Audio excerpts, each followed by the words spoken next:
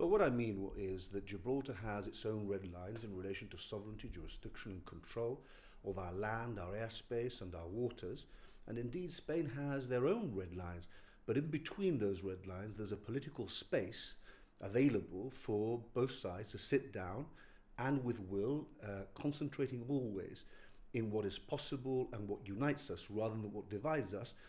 A lot could be achieved for the benefit of citizens on both sides of the border, because at the end of the day, Gibraltar and El Campo are in a symbiotic relationship. I mean, we are dependent on El Campo for labor, they are dependent for jobs, and indeed they're also dependent for Gibraltarian custom that comes through the border, restaurants and businesses there.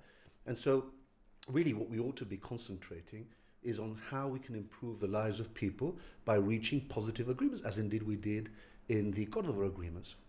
You spoke about nationalistic tendencies getting in the way of cross-border relations. Is this perhaps a veiled reference to the way the Gibraltar government has been conducting international affairs? No, what I said in relation to that is that, look, it's very difficult for my message to resonate at a time when there are heightened levels of nationalism on both sides of the border. But it's at times like this, difficult times like this, that people like me have got to stand up and be countered. There's no point talking about dialogue when the going is easy. It's when the going is tough that you've got to stand up and be countered.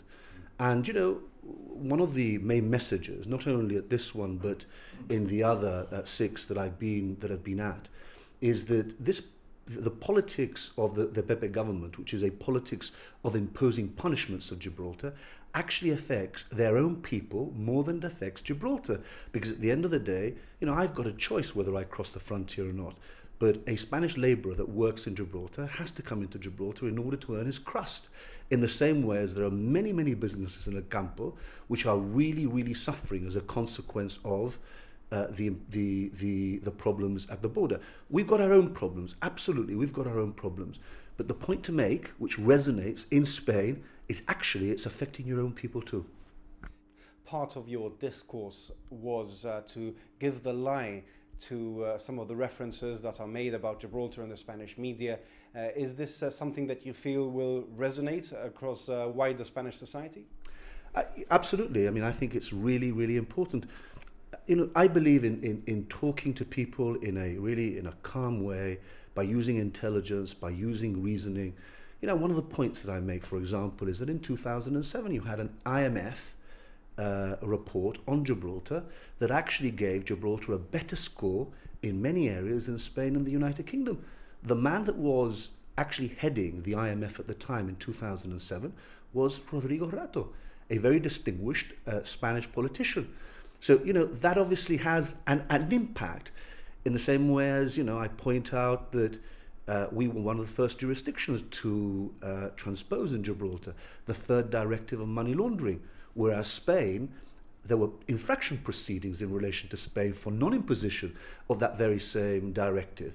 I also talk about the exchange of information and the fact that Gibraltar has signed 27 agreements for exchange of tax information, that we've asked Spain to sign an agreement with Gibraltar, but that Spain has refused. Those are arguments which are incontrovertible arguments. They will resonate with thinking people. You're never going to be able to persuade the person that just simply says, Gibraltar Español, and I'm not interested in anything else. But there are many people in Spain who are reasonable thinking people, and those are the people that we need to be reaching. In preparation for your talk, there was a degree of cooperation between yourself and the Gibraltar government. They gave you some information, I believe. Is this perhaps a side of the relationship between government and opposition that we don't see? We often see, for example, you guys locking horns in Parliament. Well, you know that part of my political philosophy and my view is that the Chief Minister of Gibraltar and the leader of the opposition should get together to try and agree a common message that we can take to Spain. And we can divide speaking engagements between myself and the Chief Minister, but one message. It may not have an effect in the short term, but over a period of 20, 30 years, if we can actually get every single subsequent Chief Minister and leader of the opposition to do exactly the same, Well, over a period of time, it might have an effect. It might have an effect. Now, this time round, I spoke to Albert Isola and I asked for his help in relation to information about exchanges of tax information between ourselves and other jurisdictions. And I'm very grateful for the help that he has provided, yes.